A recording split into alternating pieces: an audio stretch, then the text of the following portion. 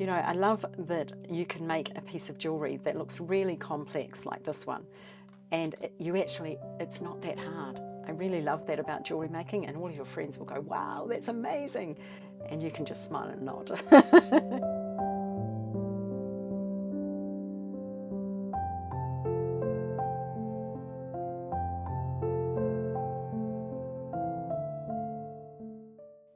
Hello, welcome back. If you're new here, my name is Carol. Now, you all really loved this necklace that I'm wearing and also my boho one. So I decided to continue that theme today and make a boho red necklace. I'll walk you step by step through the process and I will show you everything that you need. I have all the supplies in front of me that you will need. I'm going to start off with this beautiful connector.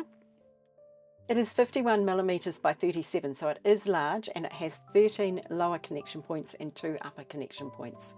It's got this beautiful heart detail. It's absolutely gorgeous. As well as that, I'm going to be using these snail-shaped beads. These are check glass pressed beads. And these teardrops. These ones are 9 by 6, also in pressed check glass. As well as that, I have some 4 by 3 electroplated glass faceted rondelles, and they are in the colour black. And I've got these teeny weeny 1.5 millimeter nickel balls here. I will also need some chain, and I've already cut it to 2 pieces, and they measure 7 centimeters or 2 3/4 inches. And I've got a 12 millimeter lobster clasp. I've got some 4 millimeter jump rings. I've got some 6 millimeter 22 gauge jump rings, and the gauge is important because they need to go through the small holes of the teardrop. And I have some of these linking rings. These are textured rings.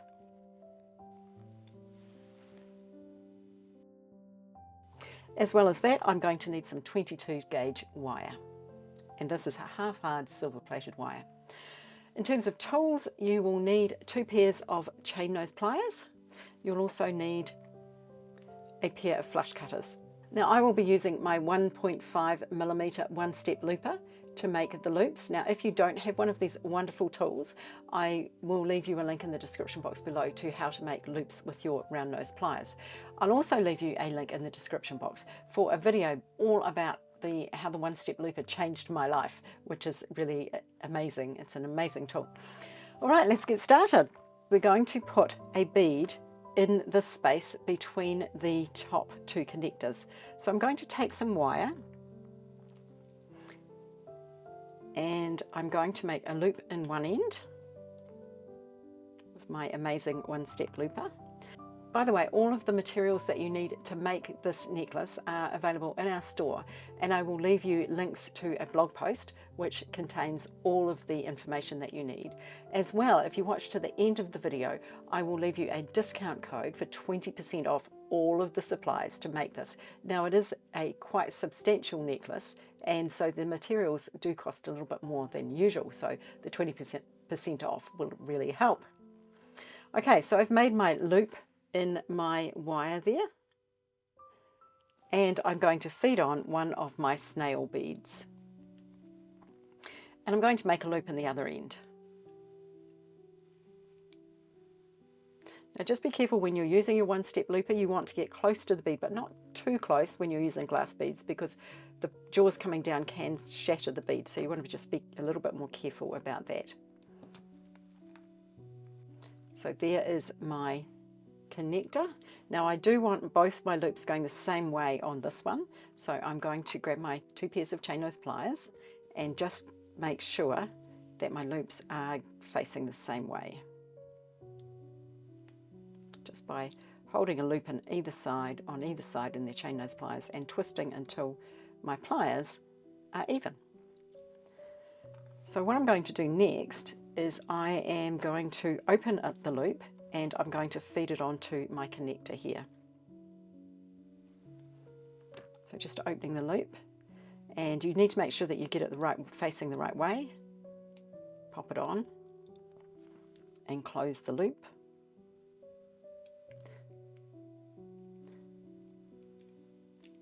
And then I want to bring it over and I want to connect it on this other side. Just doing the same thing, opening the loop. And it is a little bit of hold your mouth in the right right direction to get it on here.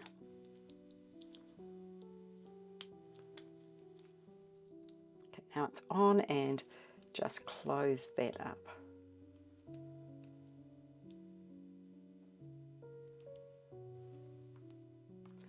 Okay, so that's what I have now, first thing. Now what I'm going to do is I'm going to make all of the dangles that go on the bottom here. Now there's 13 loops, as I said, so I'm going to make them each a different length, just to be a little bit tricky. I'm going to start with the center one, and I'm going to take a piece of my wire, and actually before I do that, I'm going to pop on a jump ring to my teardrop. Now I have used 22 gauge jump rings here, simply because the teardrops have quite small holes, so the fatter jump rings, or the thicker gauge jump rings, wouldn't go through the teardrop. So I'm just opening my jump ring. If you haven't used jump rings before, I'll leave you a link in the description box for that video as well.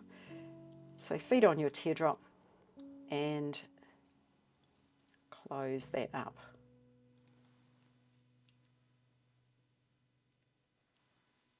Make sure it's really well closed. Okay, so there's my little teardrop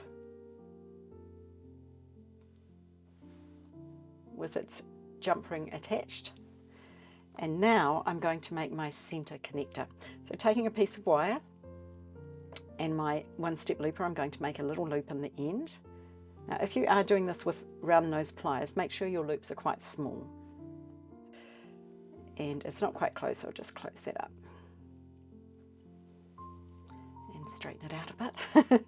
Now I've got 13 connectors, and what I want to do is put the longest one in the center. So this one will have 7 beads, and this one will have 6, 5, 4, 3, 2, and 1. So I'm just going to decrease the number of beads that I put on each connector as I go around. So I'm starting with 7, and I'm going to start with a black bead. And then I'm going to put on one of my little balls here, which are quite challenging to get on because they are so tiny. And another black one. I want to do that till I have 7 beads. So there are my 7 beads on, and I'm going to make a loop in the top using my one-step looper.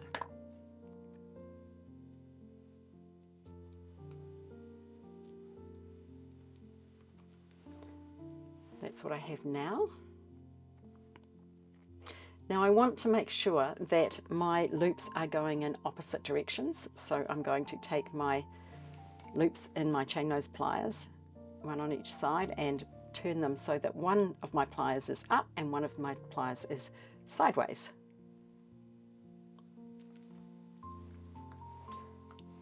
Now I'm going to take my lower loop and I'm going to open it, or the loop on one end because both ends are the same. And I'm going to do that just by supporting the component between my fingers and my thumb, and just grabbing the loop on the side there and twisting my hand down. And I'm going to put on my little teardrop there and close up that loop.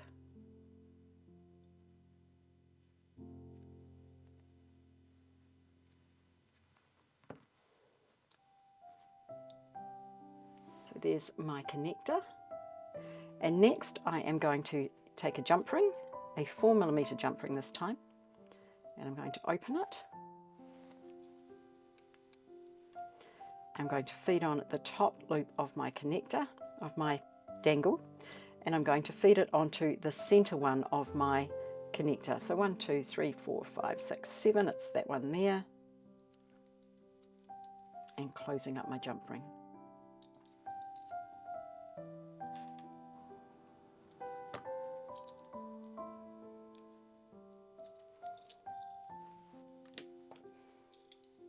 So there is my first dangle attached. Now my second dangle on this side, what I'm going to do is exactly the same thing again with my wire. Take my wire, make my loop. Now this time I'm starting with a silver ball, or the nickel ball. and a black one.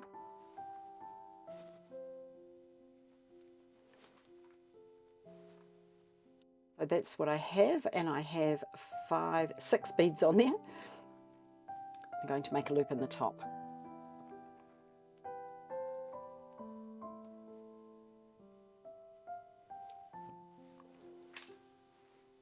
There we go. And I am going to make my little dangle for the bottom part, just in exactly the same way as before.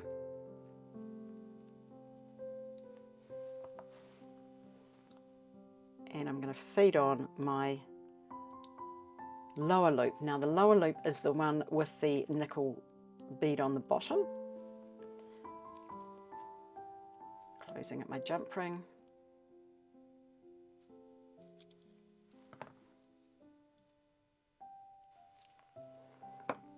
So there it is. And I forgot to turn my loops to make sure that they're going in opposite directions, so I can still do that by coming in here and turning them. And now I'm going to take a 4mm jump ring. This one just happens to be open, which is great. Save me a minute, and feeding that on, and then feeding it on to the number 6 hole of my connector there.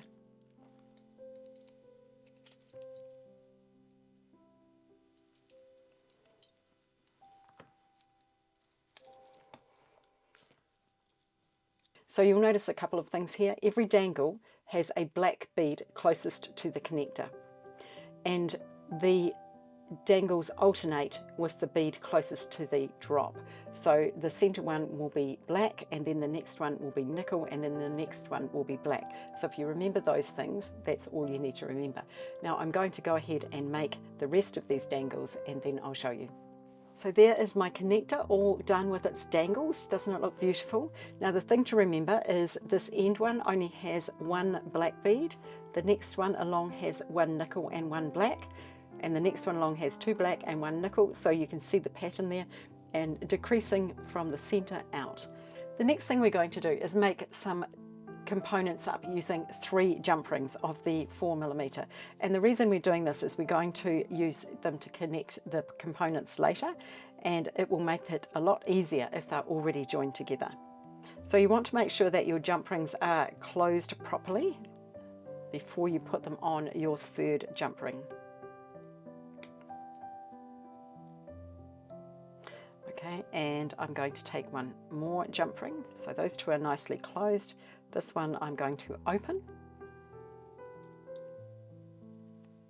and I'm going to feed on both those little 4mm jump rings.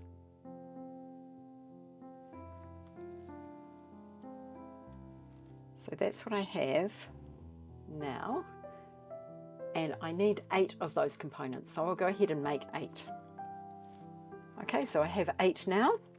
Next, what I'm going to do is start adding on to my connector here. But before I do that, I want to make another dangle. So I'm going to take 1 more of my jump rings and 1 more of my teardrops. Actually going to make 2 more dangles. And I'm going to take some more wire.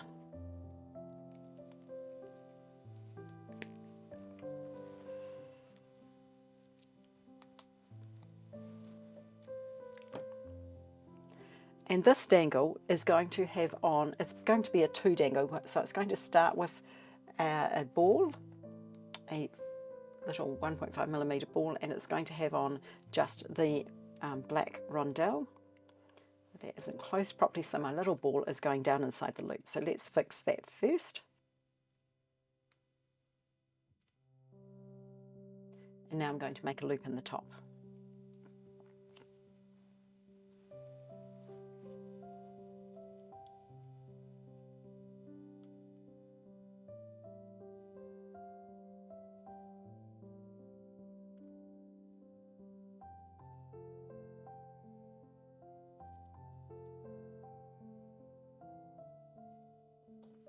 There's my little component. Now the one thing I have to do is make sure that my loops are going in opposite directions. So taking my 2 pairs of chain nose pliers and turning it like that. Okay, so we're going to now take a 6mm jump ring and open it and feed on our teardrop and the lower connector, so it's the one closest to the nickel bead, and then close it up.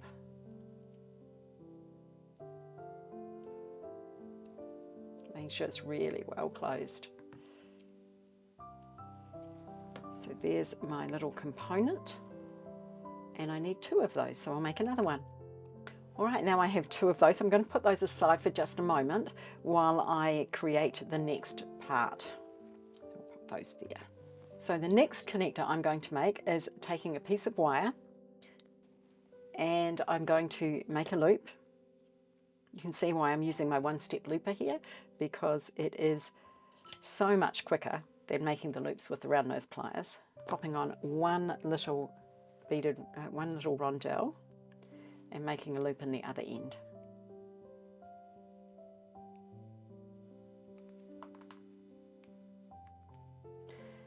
And I need 2 of those, so I'll make another one. So there are my 2 little components. What I'm going to do next is connect to this connector point here using a 4mm jump ring. So I'm just going to attach it to this one. So opening a jump ring,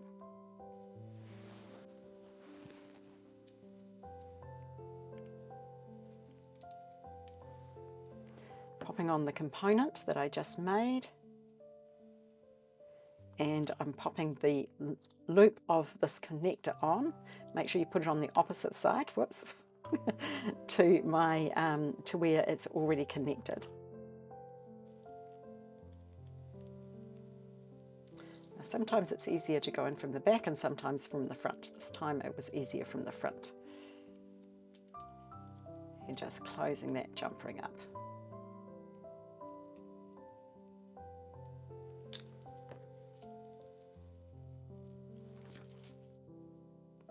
There it is connected, and I'm going to put another one on the other side. So there we are, the connector with its 2 little components attached. Right, so next we're going to start using these lots of 3 connectors, 3 jump rings that we made before. And we're going to take one and we're going to add our dangle here to the center of one of these. Now I think the best way to do this is actually opening the connectors, which is why rather than the jump rings, which is why I made these lots of 3. So I'm going to open that connector there, the loop, and I'm going to feed on the center jump ring here of this group.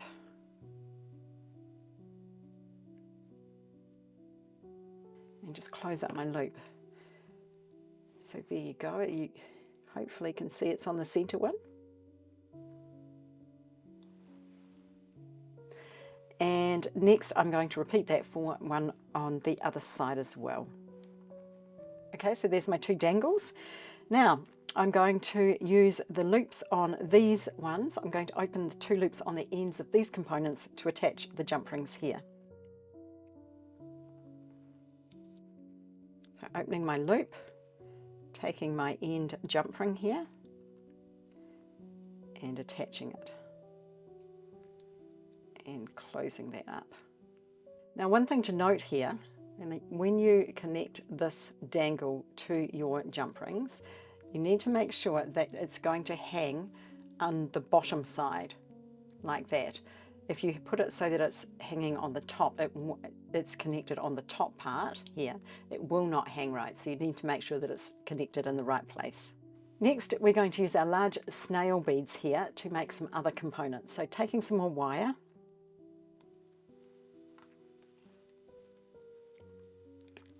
and I am going to make a loop in the end.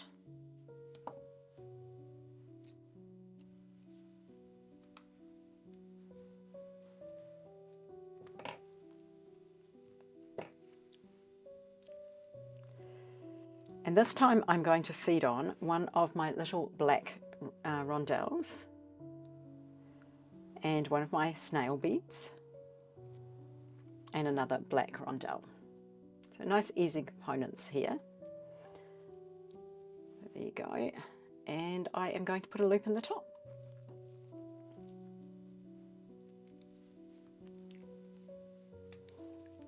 You know, I love that you can make a piece of jewellery that looks really complex like this one. And it's not that hard. I really love that about jewellery making, and all of your friends will go, wow, that's amazing. And you can just smile and nod. Okay. Once again, you need to make sure that your loops are going in the opposite direction to each other. The reason for that is otherwise it won't sit properly. So there is my component, and I'm going to connect it using one of my groups of 3 jump rings. So I'm going to open my loop on the end here and add my end jump ring here and close it up. And then I am going to add it to this component in exactly the same way. So if you can see here, I have a spare jump ring hanging in here. Hopefully you can see that one there. And I'm going to connect it to that. So using my loop on the other end, I'm going to open that and feed on that little jump ring. And if you hold it like this, you'll see it hanging down. So that way I've got the dangle between my fingers here and the connector there, and it's hanging down. So then you can see it. And just making sure when you add it that your dangle is going on the right side, which I think mine is. I might need to check that. You can always take it off and put it on the right side later if you need to. And yes, you can see there mine's on the wrong side, so I'm actually going to open that loop and put it on the right side. I wondered about that. So just opening that, taking it off and popping it on the bottom of that jump ring. I find sometimes if you hold it out quite straight, it's easier to connect things. Where's it gone? There it is. And I'm going to just double check it before I close it up, which it is now in the right place. So I can go ahead and close that up. Such an easy thing to do, that one. There we go, that's better. So there is what we have now. So next I'm going to open this jump ring, and I'm going to feed on one of these rings. Now I know I've already closed this and you don't have to do it this way. I just found this was the easiest way to do it for me. And you do you figure out what works best for you. So to attach it, you need to open this jump ring quite wide. Now it's nice and easy because it's actually everything's all attached, and I like that. So I'm going to feed that on and close up that jump ring. And just making sure because you've opened it so wide, you need to make sure it's closed properly. Take a little bit to close it. Yes, it is. So there we go. And we're getting there. All right, so next what I am going to do is repeat this section here. So I'm going to add a group of 3 jump rings and another connector here like this one, and another linking ring. Okay, I have all of my connectors connected and it's looking good.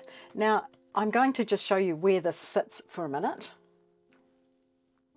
So when I put this on, it sits exactly the same length as the one I'm wearing, which is actually what I want.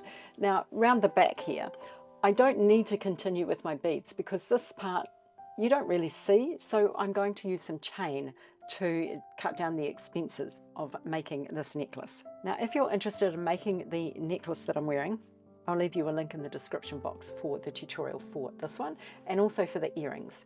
If you're keen to make the bracelet that I'm wearing. You'll have to wait. So this one is a tutorial that's coming up. So remember to subscribe so that you will know when I publish that one. And when I do publish it, I will leave a link in the description box as well as a card up the top here for you. But I haven't done it yet, so watch this space. Now what we are going to do next is use some more of our little groups of 3 jump rings, which I have now run out of because I've used 2, 4, 6, 8. So I am going to make up some more, but this time I'm going to do it slightly differently because I need to open both ends, so I'm not going to make them into groups of 3 straight away. I am going to take my chain nose pliers and close up this little jump ring.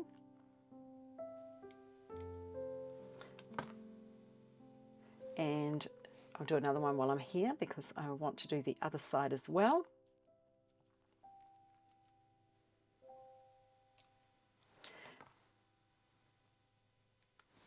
Now I'm going to take another jump ring and open it. These little ones are hard to see where they actually open.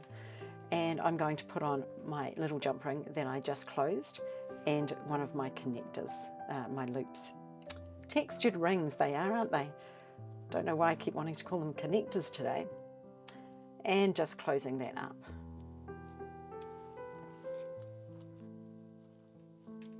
Right, there we go. And now I'm going to take another jump ring and I'm going to open it.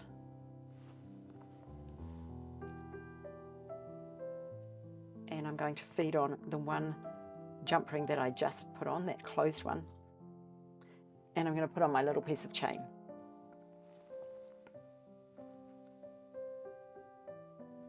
And closing that up.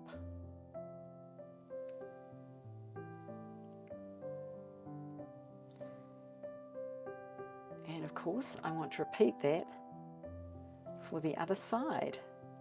So I'll go ahead and do that and I'll be back in a minute. So there's my chain attached, and now all that's left to do is put the clasp on. And I am going to take a 4mm jump ring and pop that on. Now remember, if you're right-handed, you generally want the clasp on your right-hand side. If you're left-handed, reverse that. So I'm going to open that up, and this is the right side for me. So I am going to pop that on and pop on my clasp. And close it up.